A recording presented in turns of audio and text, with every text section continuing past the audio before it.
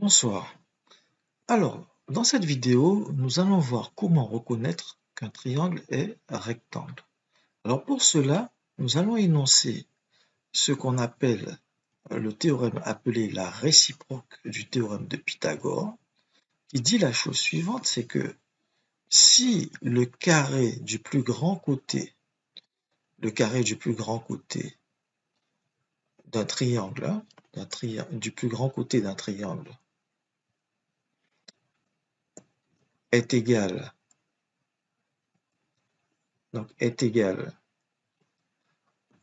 à la somme des carrés des deux autres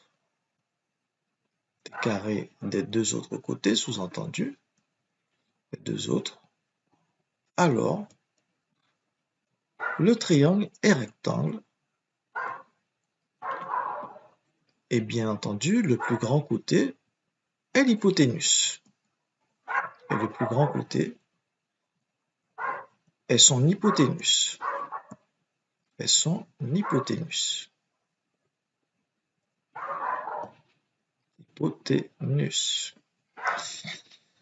Bien, alors voyons comment ça fonctionne.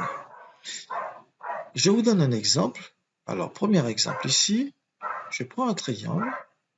Par exemple, donc je mets des longueurs au hasard, 6, 7, 8. Alors la première chose, c'est de s'assurer que ce triangle existe bien, qu'il est bien constructible. Parce que si vous mettez des longueurs au hasard, attention, il est possible que votre triangle n'existe pas. Alors je rappelle ce qu'on appelle l'inégalité triangulaire, qui vous dit, alors je vais noter ici, je vais donner des noms au sommet. L'inégalité triangulaire vous dit que un côté d'un triangle est toujours plus petit ou égal que la somme des deux autres. Et en fait, dans un triangle, quand les points ne sont pas alignés, c'est même strictement plus petit que la somme des deux autres. En clair, ça signifie que BC, quand vous calculez BC, bien vous devez par exemple avoir que BC est plus petit que AB plus AC. Voyez? Je dois aussi avoir que AC est plus petit que AB plus BC, la somme des deux autres, AB plus BC. Et pareil pour le dernier. D'accord? Donc si une des inégalités n'est pas vérifiée, le triangle n'existe pas. Alors, pour ne pas avoir à vérifier les trois inégalités, vous voyez, je n'ai pas écrit celle pour AB, donc il suffit simplement de vérifier que ça fonctionne pour le côté le plus grand. C'est-à-dire, si le côté le plus grand c'est BC, il suffit de vérifier que BC, en fait, est plus petit que AB plus AC. D'accord? Et là, ça fonctionne. Ici, BC, c'est 8. Et ici, vous avez 6 plus 7. Et 6 plus 7, c'est bien plus grand que 8. Donc, ce triangle existe bel et bien. Alors, maintenant que je sais que ce triangle existe, eh bien, je vais calculer le carré du plus grand côté. Donc, ici, pour appliquer la réciproque de Pythagore, si c'est possible, donc le carré du plus grand côté, c'est 8 au carré, donc ça fait 64. Ensuite, je vais calculer la somme des carrés des deux autres, donc j'écris directement AB carré plus AC carré, et je calcule. Donc AB carré c'est 36, AC carré c'est 49, et vous trouvez 85. Et 85, malheureusement, n'est pas égal à 64. Conclusion, le triangle n'est pas rectangle, mais attention, il n'est pas rectangle, donc je conclus que ABC n'est pas un triangle rectangle, mais attention, ce n'est pas la réciproque de Pythagore qui permet de l'affirmer. Pourquoi? Parce que la réciproque de Pythagore vous dit que si le carré du plus grand côté est égal à la somme des carrés des deux autres. Donc, ça ne fonctionne que dans ce cas-là. C'est ça l'hypothèse de la réciproque de Pythagore. Ce qui veut dire que si le carré du plus grand côté n'est pas égal à la somme des carrés des deux autres, la réciproque de Pythagore ne vous dit pas ce qui se passe. Donc, c'est autre chose qui me permet de conclure. En fait, Pour conclure ici, il suffit d'utiliser le théorème de Pythagore. Pourquoi? Parce que si jamais le triangle était bien rectangle, à ce moment-là, le plus grand côté serait l'hypoténuse. Donc le plus grand côté, son carré, aurait été égal à la somme des carrés des deux autres. Or, ici, ce n'est pas le cas. Donc ça veut bien dire que le triangle n'est pas rectangle. Et donc, ça ne vient pas de la réciproque, mais ça vient bien du théorème de Pythagore. Donc ici, d'après le théorème de Pythagore. Bien. Donc voilà pour le premier cas de figure. Alors maintenant, deuxième cas de figure, je vais changer les nombres pour le triangle et je vais prendre comme nombre par exemple, alors on va effacer ici et je vais prendre 5, 12 et 13. Ok. Alors on va faire la même chose, on va regarder si le triangle est constructible. Donc pareil, je regarde le plus grand côté qui est BC, BC vaut 13. Et cette fois-ci, donc vous avez bien ici que 13, vous voyez, 13 est bien plus petit que 12 plus 5. Donc le triangle est bien constructible. Donc ABC, il existe. ABC existe. Ça veut dire que il existe bien un triangle qui a ces dimensions. Alors, maintenant, je vais calculer BC au carré. Donc pareil ici, je calcule. Donc là, comme c'est le plus grand côté, donc je précise bien ici. Alors j'ai oublié de le préciser dans la rédaction. Donc BC c'est le plus grand côté, il faut toujours le dire, parce que c'est ça qui va conditionner tout le reste. Donc BC, vous précisez que BC, c'est le plus grand côté. Okay, c'est le plus grand côté. Donc là, le correcteur comprend pourquoi est-ce que vous cherchez l'inégalité triangulaire avec le plus grand côté. Et ensuite, on va comprendre de même pourquoi est-ce que vous cherchez le carré du plus grand côté ici, pour utiliser donc la réciproque de Pythagore.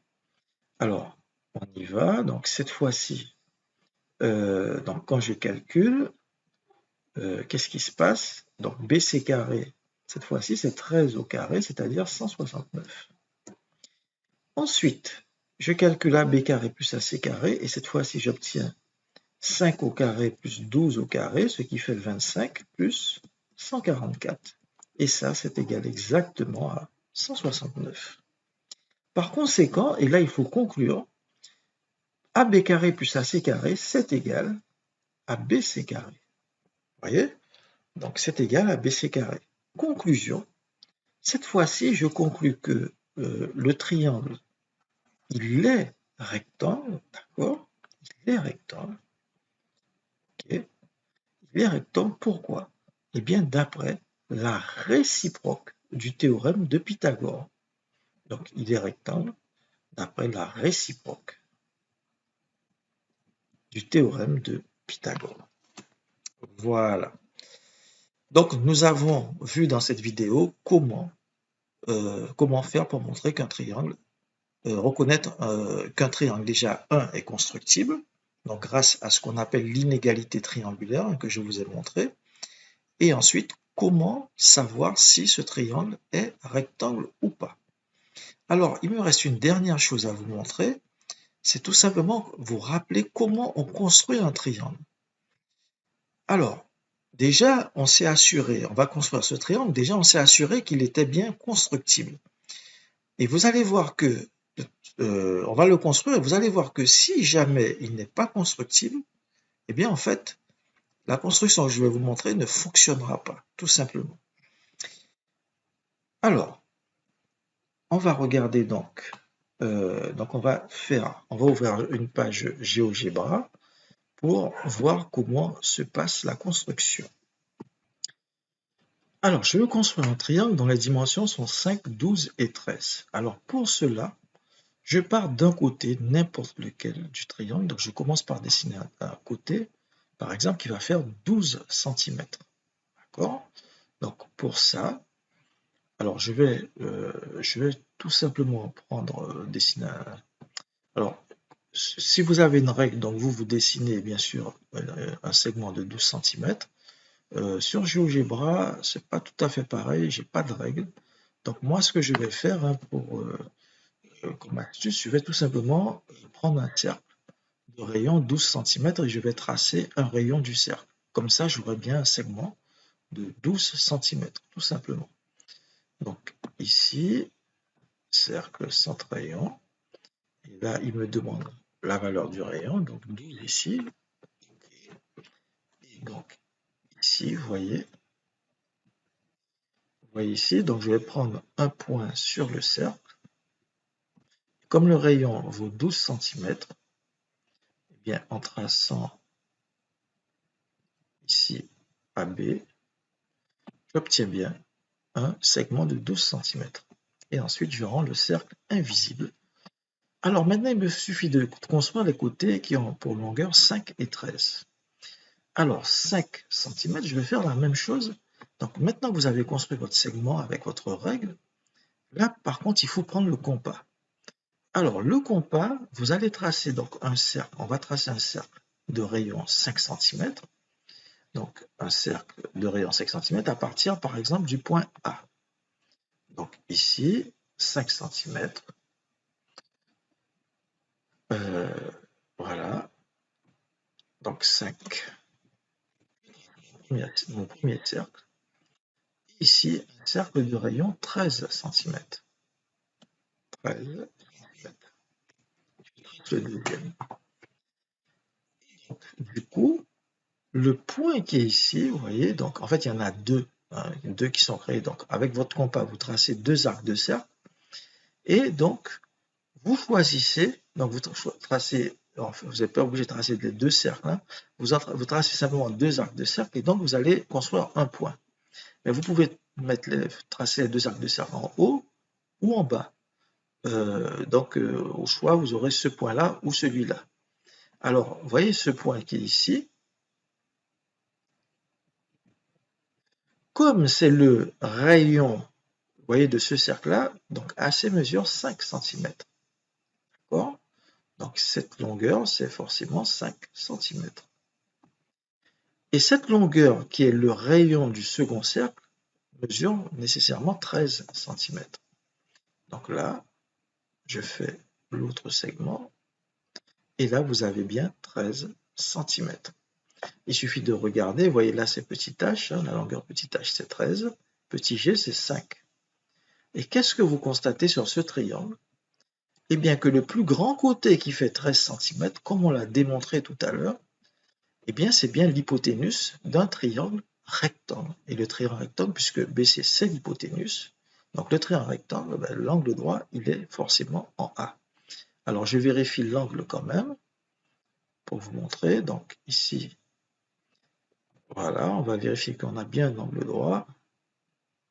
Voilà, et c'est bien un angle de 90 degrés.